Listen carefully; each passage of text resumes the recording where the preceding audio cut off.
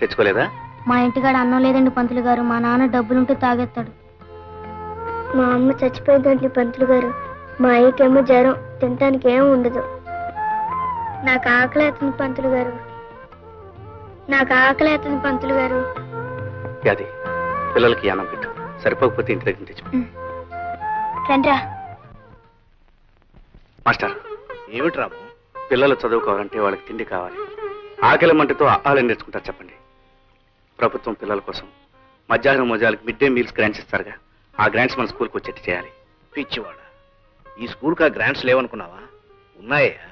మరి ఆ డబ్బు ఏమవుతుంది? ఏమవుతుంది బాబు, అదంతా సర్పంచ్ రాఘవయ్య గారికే తెలియాలి. అర్థమైంది మాస్టర్, అర్థమైంది.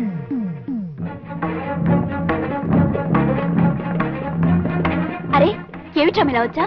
మీ నాన్నగారితో మాట్లాడడానికి వచ్చాను. అలాగా, పిలుస్తాను, కూర్చో. బంగారం లాంటి భోజనం పెట్టావయ్యా. ఓహో, రాము గారా? అంటయ్యా, బళ్ళో పిల్లలకి పాఠాలు చెప్పుకునే వాళ్ళకి మనతో పని ఏంటయ్యా? పిల్లలకి పాఠాలు చెప్పడం ఒక్కటే నా పని కాదు, వాళ్ళ కడుపులో ఆకలి, కళ్లల్లో వేదన గురించి ఆలోచించే బాధ్యత కూడా నాకుంది. రాఘవయ్య గారు, పిల్లల మధ్యాహ్నం భోజనాలకి ప్రభుత్వం వారు గ్రాంట్ చేసిన డబ్బు ఏమైంది? బొంతకాగా ఎత్తుపోయిందిరా. వాట్ యు డూ అని నువ్వు ప్రశ్న అడిగితే నేను సమాధానం చెప్పాలా? ఒరేయ్, నా చేత అర్జెంట్ అవుతారో ఎత్తించకు. Get out. మీరు గెట్ అవుట్ అన్నంత తేలిగ్గా షటప్ అని నేను అనగలను. అలా అనకపోవడం నా సంస్కారం. మంచిగా ఏంటి, గూడుల్లో మనిషి ఇట్ల రాఘవయ్య గారు వరండాలోకి రావడమే పెద్ద తప్పు. పైగా ఆయన కంటి ముందు ఇంటి గ్లాస్తో నువ్వు ఇచ్చే మాత్రం మజ్జిగ తాగడానికి వాడికి ఎన్ని వేల గుండ్లు ఉండాలి? వెంటయ్య, ఈ రాఘవ ఇంకా బతికే ఉన్నాడయ్యా, చచ్చి సమాధి కాలేదు. నువ్వు లోపలికి తీసుకెళ్ళి మజ్జిగ.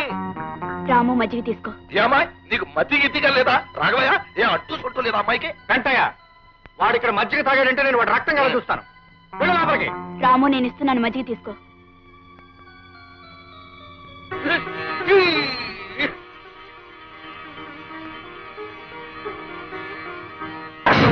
రామా, నిలువునా ప్రాణాలు తీసేశాడు.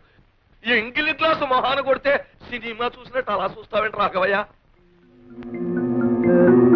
అంటయ్య, ఆ గూడెం రథం ఎంగిల్ చేసిన వస్తువు ఎంత విలువైందైనా సరే నా గుమ్మంలో ఉండడానికి వీల్లేదు.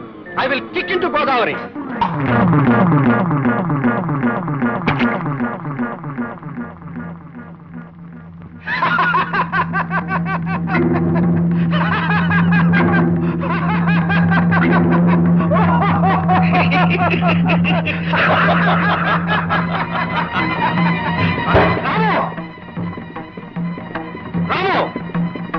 నేను గ్లాసుని ఎంగిలి చేశానని గోదావరిలో కొట్టారు. ఇప్పుడు మీ అమ్మాయిని ఏం చేస్తారు? వెళ్ళడం నాకు ఇష్టం లేదు, కానీ నేను వెళ్ళకపోతే స్కూల్ పిల్లల విషయంలో న్యాయం జరగదు. అదేంటి బావ అట్టాగంటావు? నేనున్నానుగా. అత్తమ్మ గురించి నువ్వేం బెంగ పెట్టుకోకు. అవసరమైతే తన ప్రాణాలకి నా ప్రాణాలు అడ్డేస్తా గాని నువ్వు మాత్రం వెళ్ళిన పని చేయించేసుకునిరా. పిలుస్తాయి.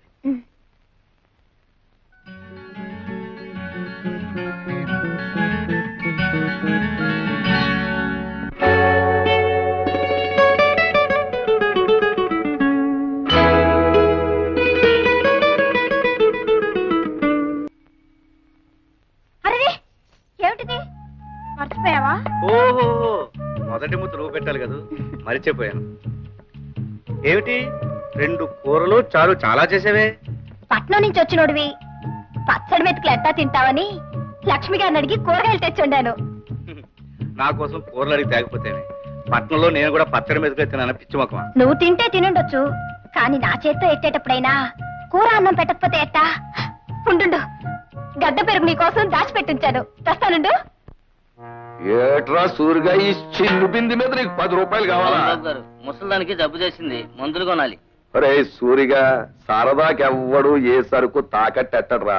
ఇక్కడున్న ప్రతి వస్తువు వెనకాల ఒక కన్నీటి కథ ఉంది. ఇప్పుడు ఈ బిందులు, బకెట్లు, ఇటు కదలేటో తెలుసా? అన్ని ఆకలి కథలే. ఈ అండాలు, గుండెలు, ఇటు కదలేటో తెలుసా?